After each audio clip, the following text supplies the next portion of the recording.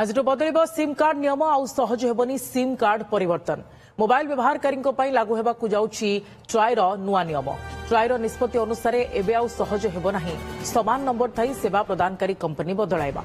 एथिपई आपनको आवश्यक प्रमाणपत्र ओटीपी देबाकू पड़िबो एहा परे एहार वेरिफिकेशन पई भी अपेक्षा करबाकू पड़िबो वेरिफिकेशन परे ही आपनको पुराना नंबर रे नुआ कंपनी सिम उपलब्ध हेबो एथिपई लागिबो 7 दिन समय पूर्व जड़े यूजर्स को पुराना नंबर रखी नुआ सिम नेबाकू एमएनपी करबाकू हेले सामान्य प्रक्रियार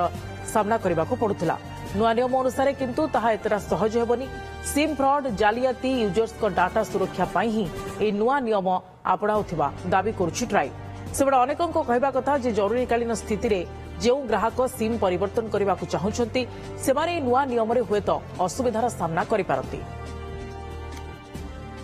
फ्रॉड साइबर फ्रॉड होची से कौन साइबर फ्रॉड माने करछंती ना सेमति डॉक्यूमेंट कलेक्ट कर दोछंती फेक किंबा गोटे लोकन को पठै दोछंती गोटे नंबर आपण 1 2 3 आपण जदी गोटे यस एक्सेप्ट मार दोछंती ताले सिम स्वैप हो जाउची जदी बैंक अकाउंट को भी से माने खाली कर दियंती जीमेल अकाउंट को हैक कर दियंती फेसबुक को भी हैक कर दियंती सब माने आपण मोबाइल नंबर गला माने आपण टोटल से